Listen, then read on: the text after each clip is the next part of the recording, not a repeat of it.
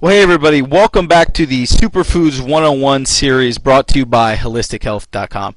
And today we are talking about Moringa, okay? One of the biggest new supplements to hit the market in a while, and probably one of the coolest and one of my favorites. So this is Moringa 101. So what is Moringa? Well, in 2008, the National Institute for Health called this the plant of the year. But it's been around a lot longer than that. You see, the World Health Organization has been using Moringa for over 40 years to combat malnutrition, okay? And we're going to show you exactly why it's used to combat malnutrition. So what is it? Well, Moringa in all actuality is a tree. It's a very fast-growing leafy green tree producing leaves, pods, and flowers. Okay. Now there's actually 12 different types of moringa out there, but the one that people refer to most when you hear the word moringa is Moringa oleifera. So for all intents and purposes, what we're talking about today is Moringa oleifera. Now there are many uses of this tree, okay? This tree can grow in very sandy and very bad soil, okay? So the tree itself is great because it can grow where a lot of other trees can't. And then over time, as the plant matter around it decomposes, it will actually make the soil around it more fertile. So that's great. Now the tree also produces pods, okay, and inside those pods are seeds, okay. If you squish those seeds, you get oil out of it. Now that oil can be used for cooking oil, it can be used on the skin for moisturizing, and it can be used to treat minor cuts and scrapes, okay. But that's not all. After you squeeze the seeds out, you can take those seeds and purify water with it. Put them in water, stir it around, it will suck out all the impurities, okay. Now, here's the part where most people use the tree for, the leaves themselves, okay? You take the leaves, you cut them off, dry them like tobacco, okay? And then mill them into a fine powder, and you get an extremely, extremely powerful nutritional supplement. People also take the leaves and the flowers and brew that into a tea, okay? So it can be used for supplementation in that way as well. And then the bark and root are also used as medicine in traditional cultures. So as you can see, the tree is extremely, extremely giving, okay? It's one of those trees that, you know, you can really help out a community with if you know how to properly use it. Let's talk about some of the benefits, okay? And when we talk about the benefits, we're of course talking about the leaves, okay? That's where most of the nutritional supplementation comes from. So the leaves themselves, when they're dried and milled into that powder. Now, moringa is extremely nutrient dense. Gram for gram, moringa leaf powder has 7 times more vitamin C than an orange. It has 4 times more vitamin A than carrots. It has 4 times more calcium than milk, and it has 3 times more potassium than bananas. It also has 3 times more iron than spinach, and 3 times more vitamin E than almonds. And it also has 2 times the protein of yogurt, which is extremely cool because that's very rare that you find in a leafy green plant. So as you can see, all these things that we've come to know as extremely dense in one vitamin or a mineral, moringa actually blows them all out of the water, and it's one leaf. So it's very, very cool.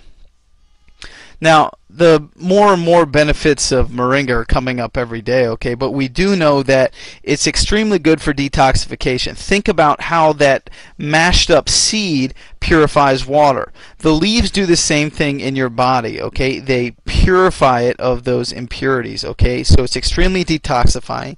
The leaves also contain all the essential amino acids, so it's great for building muscle. It's great for your body and very easily digestible.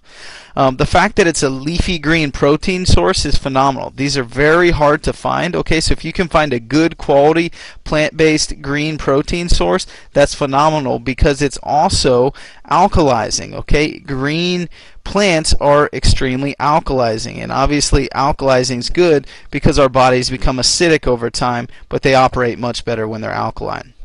They're also now proving how many antioxidants this plant has, which also makes it great for anti-aging. So as you can see, the leaves in this powder, there's more and more things coming out every day that moringa supports.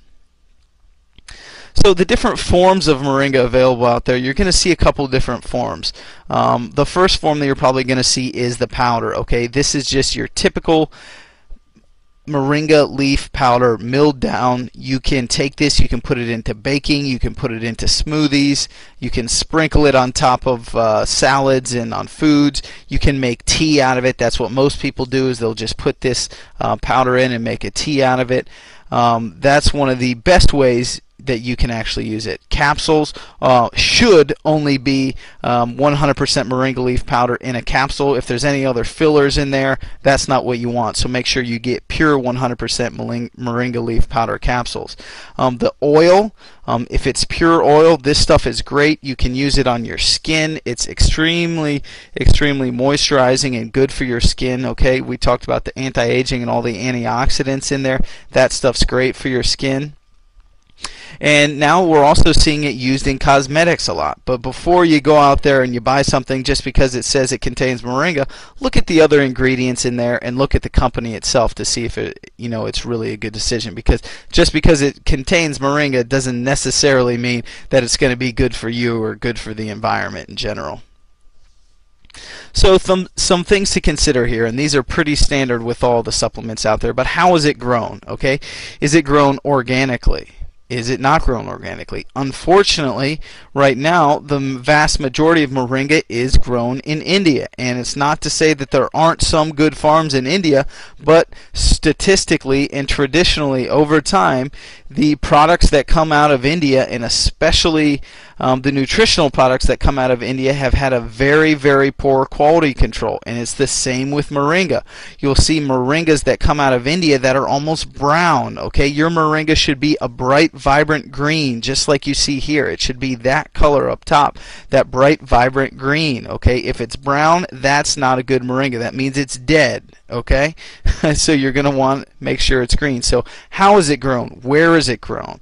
How is it processed? If it's processed at high heat, that's not good. Okay, that's a quicker way to process moringa, because you can dry it out really quick and then you can mill it and you can be done with it. But traditionally, and the way to get the best moringa you can, is you have to slow dry the moringa leaves in a dark room or in the shade. Why? Because the sunlight will zap the nutrients out of it. So it takes longer, but it's better for you long term. How is it delivered? We're talking about, is it 100% pure powder or are there fillers in it? If it's in a capsule, is it a vegetarian or vegan capsule? Okay, these are all things to think about when you look for an actual supplement or product. Okay, and then finally, the last thing you should consider is cost, because it doesn't matter if you buy a moringa product that's half as cheap if it's a dead product that comes from India, because you're going to get nothing out of it. Spend a little bit extra money, get a quality, organically grown, top quality moringa.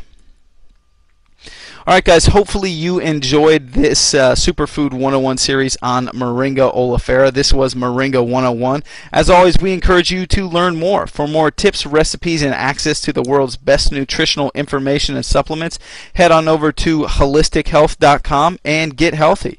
I will see you all in the next segment. Have a great day.